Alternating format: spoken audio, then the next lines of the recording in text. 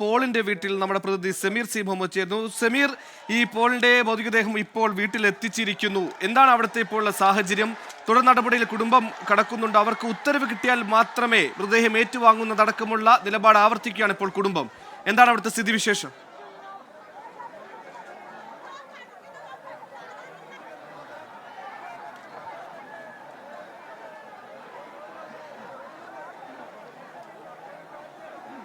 സുഹൈല്, ഇപ്പോൾ അരമണിക്കൂറിലേറെയായി പോളിൻ്റെ മൃതദേഹം ഇവിടെ എത്തിച്ചിട്ട് പാക്കത്തെ വീടിനോട് ചേർന്ന ഭാഗത്താണ് ഇപ്പോൾ ഉള്ളത്. ഇപ്പോഴും വീട്ടിലേക്ക് ഇറക്കിയിട്ടില്ല, നടു റോഡിൽ തന്നെയാണ് ഉള്ളത്.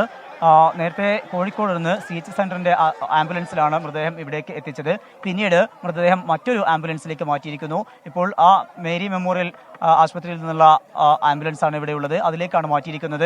ഇപ്പോൾ വീട്ടിലേക്ക് ഇറക്കാതെ ഈ ആംബുലൻസിൽ തന്നെ മൃതദേഹം വെച്ചുകൊണ്ടുള്ള പ്രതിഷേധമാണ് ഇപ്പോൾ തുടരുന്നത്.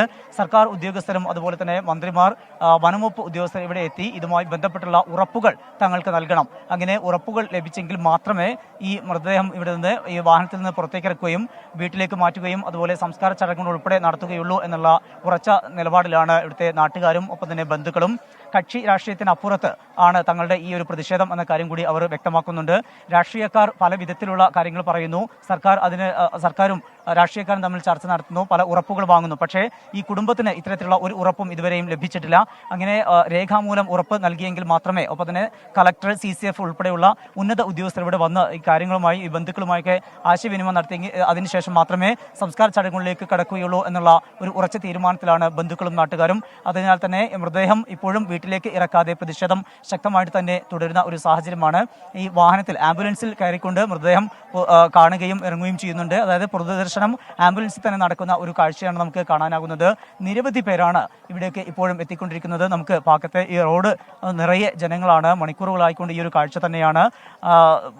അതിദാരുണമായ ഒരു സംഭവമാണ്. കഴിഞ്ഞ ദിവസമാണ് പ്രജീഷ് കടുവയുടെ ആക്രമണത്തിൽ കൊല്ലപ്പെട്ടത്. അതിന് പിറകെ അജീഷ് കൊല്ലപ്പെടുന്നു. ആനയുടെ ആക്രമണത്തിൽ പിറകെ ആണ് ഇപ്പോൾ വാച്ചറായിട്ടുള്ള പോളും കൊല്ലപ്പെടുന്നത്. തുടർച്ചയായ ദിവസങ്ങളിൽ വലിയ രീതിയിൽ ജനങ്ങളുടെ ജീവനും ഒപ്പം തന്നെ സ്വത്തിനുമൊക്കെ വലിയ ക്ഷതമുണ്ടാക്കുന്ന സംഭവം. ജീവിക്കാൻ കഴിയാത്ത ഒരു സാഹചര്യത്തിലേക്ക് തങ്ങൾ നീങ്ങുന്നു. ഈ ഒരു സാഹചര്യത്തിലാണ് തങ്ങൾ വലിയ രീതിയിലുള്ള പ്രതിഷേധമായിട്ട് മുന്നോട്ട് പോകുന്നത് എന്നാണ് നാട്ടുകാരും ഒപ്പം തന്നെ ബന്ധുക്കളുമെല്ലാം പറയുന്നത്. അതുകൊണ്ട് തന്നെ ശക്തമായി പ്രതിഷേധം തുടരുന്നു. പാക്കത്തെ വീടിന് മുന്നിലും പ്രതിഷേധമാണ്. മൃതദേഹം ഇപ്പോഴും ഈ ആംബുലൻസിൽ തന്നെ സൂക്ഷിച്ച സാഹചര്യമാണ് ഉള്ളത്. പുറത്തിറക്കിയിട്ടില്ല. സംസ്കാര ചടങ്ങുകളിലേക്കൊന്നും തന്നെ നീങ്ങിയിട്ടില്ല. നേരത്തെ നിശ്ചയിച്ചിരുന്നത് ഇവിടെ നിന്ന് 9 കിലോമീറ്റർ അകലെയുള്ള സെന്റ് ജോർജ് പള്ളിയുടെ സെമിത്തേരിയിലാണ് സംസ്കാരം എന്നായിരുന്നു. അത് 3 മണിക്കാണ് എന്ന കാര്യവും ബന്ധുക്കൾ അറിയിച്ചിരുന്നു. പക്ഷേ ഇപ്പോൾ പ്രതിഷേധം ശക്തമാവുന്നു. വനംവകുപ്പിലെ ഉദ്യോഗസ്ഥരോ ജില്ലാ കളക്ടറോ ആരും തന്നെ ഇവിടേക്ക് ഇതുവരെ എത്തിയിട്ടില്ല എന്നും അതിനാൽ തന്നെ ഉന്നത ഉദ്യോഗസ്ഥർ എത്തിയെങ്കിൽ മാത്രമേ തുടർന്നുള്ള നടപടിയിലേക്ക് സംസ്കാര ചടങ്ങുകൾ ഉൾപ്പെടെയുള്ളവരിലേക്ക് നീങ്ങുകയുള്ളൂ എന്നും നാട്ടുകാരും ബന്ധുക്കളും പറയുന്നുണ്ട്. ആ ഒരു പശ്ചാത്തലത്തിൽ ഇപ്പോഴും മൃതദേഹം ഈ ആംബുലൻസിൽ തന്നെയാണ്. നേരത്തെ കോഴിക്കോട് നിന്ന് വന്ന ആംബുലൻസ് അത് കോഴിക്കോടേക്ക് തന്നെ തിരിച്ചുപോയി. പകരം മറ്റൊരു ആംബുലൻസ് ഇവിടെ എത്തിച്ച് ഇവിടെ അടുത്ത് തന്നെയുള്ള ഒരു ആംബുലൻസാണ് ഇവിടെ എത്തിച്ചത്. അതിലേക്കാണ് ഇപ്പോൾ മൃതദേഹം മാറ്റിയിരിക്കുന്നത്. ഇപ്പോഴും ഈ മൃതദേഹം ഇവിടെ തന്നെ റോഡിൽ തന്നെ നിൽക്കുന്ന ഒരു സാഹചര്യം, ഈ ആംബുലൻസ് തന്നെ സൂക്ഷിച്ച ഒരു സാഹചര്യമാണ്. നിരവധി പേരാണ് ഇപ്പോഴും ഇങ്ങോട്ട് എത്തിക്കൊണ്ടിരിക്കുന്നത്. നമുക്കറിയാം, വളരെ വൈകാരികമായ ഒരു സംഭവമാണ്. അതുകൊണ്ട് തന്നെ ബന്ധുക്കളും ഒപ്പം തന്നെ നാട്ടുകാരും ഒക്കെ ഇവിടേക്ക് എത്തുകയും പോളിനെ അന്തിമോപചാരം അർപ്പിക്കുകയും ചെയ്യുന്നുണ്ട്. ഏതായാലും പ്രതിഷേധം ശക്തമായിട്ട് തന്നെ തുടരുകയാണ്. മൃതദേഹം ഇപ്പോഴും വീട്ടിനകത്തേക്ക് ഇറക്കിയിട്ടില്ല, കൊണ്ടുപോയിട്ടില്ല. റോഡിൽ ആംബുലൻസിൽ തന്നെ നിലനിൽക്കുന്ന ഒരു സാഹചര്യമാണ്. പതിവ് പോലെ തന്നെ ജോലിക്ക് പോയതാണ് പോൾ. വൈകിട്ട് വീട്ടിലേക്ക് തിരിച്ചെത്താമെന്ന ഉറപ്പിൽ. പക്ഷേ വയനാട്ടിലെ ആർക്കും, ആ ചുരത്തിന് മുകളിൽ സകലതും കൊണ്ട് ഒറ്റപ്പെട്ട് കിടക്കുന്ന ജനതയ്ക്കാർക്കും അങ്ങനെ ഒരു ഉറപ്പിന്മേൽ വയനാട്ടിൽ സഞ്ചരിക്കാനാകുന്നില്ല. അതിന് കൃത്യമായി വന്യമൃഗശല്യം കൊണ്ട് പൊറുതിമുട്ടിരിക്കുന്ന ജനതയുടെ ആത്മവൈകാരിക പ്രകടനം കൂടിയാണ് ആ പ്രതിഷേധത്തിലുടനീളം കണ്ടത്. ജനുവരി 30-ന് ബാവലിൽ ലക്ഷ്മണൻ, 10 ദിവസങ്ങൾക്കപ്പുറം ഫെബ്രുവരി 10-ന് അജീഷ്, പിന്നീട് ഇന്നലെ ഫെബ്രുവരി 16-ന് പോൾ. ഇങ്ങനെ കൃത്യമായ ഇടവേളകൾ ഓരോ മനുഷ്യജീവനുകൾ വന്യമൃഗത്തിന് മുമ്പിൽ ഇല്ലാതാകുമ്പോൾ സ്വാഭാവികമായി ഉണ്ടാകുന്ന ആത്മരോഷ പ്രകടനം, ഇനി മുന്നോട്ട് എങ്ങനെ ജീവിക്കണമെന്നുള്ള അവരുടെ ചോദ്യം കൂടിയാണ് ഈ പ്രതിഷേധത്തിലുടനീളം കാണുന്നത്. ഇവിടെ ഈ പ്രതിഷേധങ്ങൾക്ക് രാഷ്ട്രീയ നിറവില്ല, മറിച്ച് വയനാട്ടുകാരൻ എന്ന വയനാട്ടിലെ ജനതയുടെ ആശങ്ക എന്ന ഒറ്റ വികാരത്തിന്റെ പുറത്ത് ജനങ്ങൾ പ്രതിഷേധം തുടരുകയാണ്. കഴിഞ്ഞ ദിവസം സുർജിത്ത് അയ്യപ്പത്തി ഇപ്പോൾ ചേർന്നു. സുർജിത്ത്, നേരത്തെ രാഹുലുമായി സംസാരിച്ച ഒരാൾ, ഒരു പ്രദേശവാസി, അയാളുടെ കൃത്യമായ ആശങ്ക മുന്നോട്ട് വെക്കുന്നുണ്ട്. ഓരോ ഇടവേളകളിൽ ഓരോ മരണം സംഭവിക്കുന്നു. അവർക്ക് സർക്കാരിന്റെ ഒരു അഡ്ജസ്റ്റ്മെന്റ് എന്ന രീതിയിൽ, അല്ലെങ്കിൽ സർക്കാർ നൽകുന്ന ഒരു സ്ഥായിയായ സഹായം എന്ന രീതിയിൽ സർക്കാർ ജോലി നൽകുന്നു, 10 ലക്ഷം രൂപ നൽകുന്നു. ഇതിനപ്പുറത്തേക്ക് ക്രിയാത്മകമായ ഒരു ഇടപെടൽ ഈ വിഷയങ്ങൾ ഉണ്ടാകുന്നില്ല എന്നവിടെ ആരോപണം. അത് എത്രത്തോളം വസ്തുതാപരമാണ്? കാരണം ഇന്ന് ഈ പ്രതിഷേധം ഇത്ര മണിക്കൂറോളം പ്രതിഷേധ ചൂട് അങ്ങനെ തണുക്കാതെ നിന്നപ്പോൾ തന്നെ ജില്ലാ ഭരണകൂടത്തിന്റെ ഭാഗത്തു നിന്നോ മറിച്ച് ഈ ഇടത് സർക്കാർ ഭാഗത്ത് നിന്ന് ആരും അവിടെ എത്തിയതായി നമ്മൾ കണ്ടിട്ടില്ല. ജനപ്രതിനിധികൾക്കടക്കം ജനങ്ങളെ ഫേസ് ചെയ്യാൻ അല്ലെങ്കിൽ ജനങ്ങളോട് സംസാരിക്കാൻ പേടിയാണോ അവിടെ?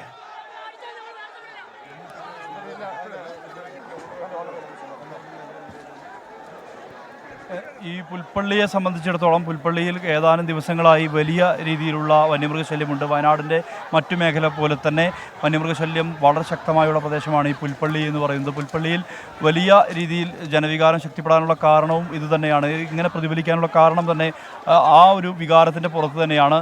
പാടിച്ചിറയിലും അതോടൊപ്പം തന്നെ മുള്ളംകൊല്ലിയുടെ ഭാഗമായിട്ടുള്ള പല പ്രദേശങ്ങളിലും വാടാനക്കവല, അതോടൊപ്പം സുരഭിക്കവല ഉൾപ്പെടെയുള്ള പ്രദേശങ്ങളിൽ തുടർച്ചയായി കടുവ ഇറങ്ങുന്ന ഒരു അവസ്ഥയുണ്ട്. പുൽപ്പള്ളിക്ക് അപ്പുറം നീങ്ങിയാൽ ചേകാടിയിൽ ഈ ആനയുടെ ആക്രമണം അല്ലെങ്കിൽ മറ്റിടങ്ങളിലെല്ലാം തന്നെ ഈ വന്യമൃഗശല്യത്തിൻ്റെ വാർത്തകളാണ് തുടർച്ചയായുള്ളത്. ജനുവരി 31 മൃതദേഹം കാണുന്നത്. ലക്ഷ്മണൻ്റെ തോൽപ്പെട്ടിയിലെ ലക്ഷ്മണൻ്റെ ആനയാണ് ചവിട്ടിക്കൊന്നത്. തോട്ടത്തിലെ കാവൽക്കാരനായിരുന്നു, ആദിവാസി വിഭാഗത്തിൽ ഉൾപ്പെട്ട ആളാണ്.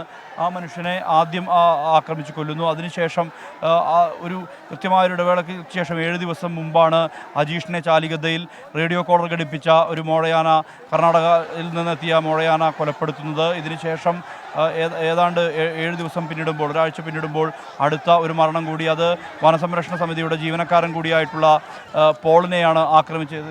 ഇത്തരത്തിൽ ഇടവേളകളിൽ കൃത്യമായ രീതിയിൽ ഇങ്ങനെ മരണങ്ങൾ സംഭവിക്കുന്നു. സ്വാഭാവികമായും ആളുകളെ സംബന്ധിച്ചുള്ള ആശങ്ക അതുതന്നെയാണ്.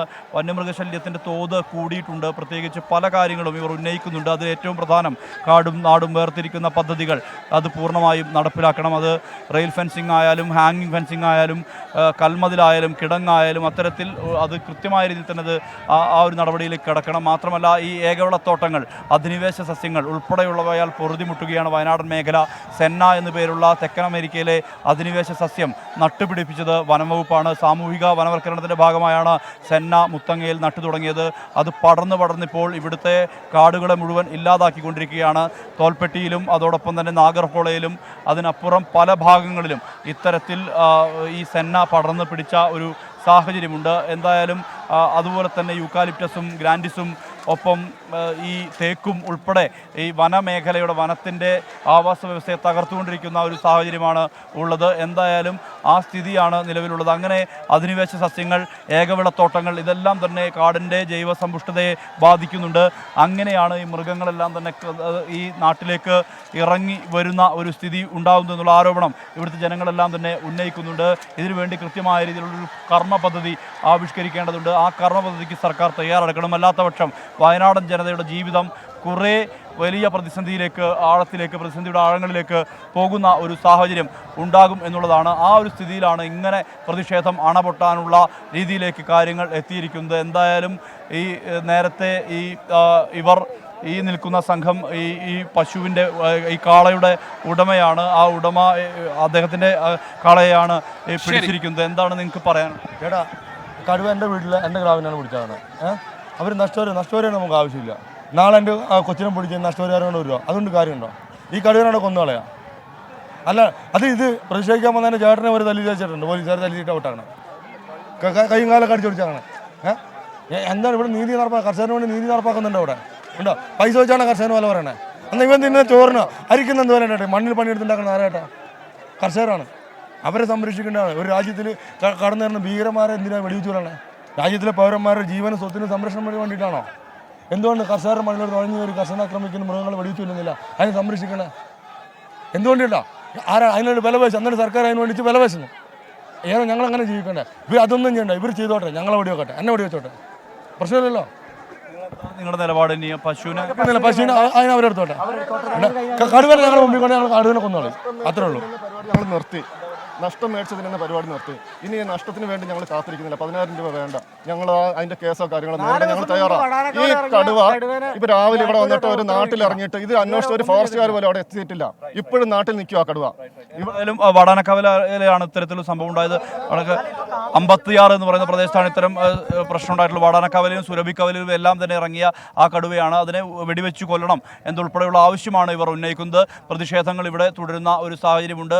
ഇതിന്റെ നഷ്ടപരിഹാരം പരിഹാരമല്ല. ഇതിന് ശാശ്വതമായ പരിഹാരം എന്നുള്ള നിലയിൽ കടുവയെ അതെ, വെടിവെച്ച് കൊല്ലണം എന്നുള്ള ജീവന് വില ആവശ്യമാണ്. നിർണ്ണയിച്ചു നൽകുന്ന നഷ്ടപരിഹാരത്തിനോ സർക്കാർ ജോലിക്കോ അല്ല പ്രതിഷേധം, മറിച്ച് ഭയാശങ്കകളില്ലാതെ ധൈര്യത്തോടെ ജീവിക്കാനുള്ള അവകാശത്തിനുള്ള പോരാട്ടമാണ് വയനാട്ടിൽ കാണുന്നത്.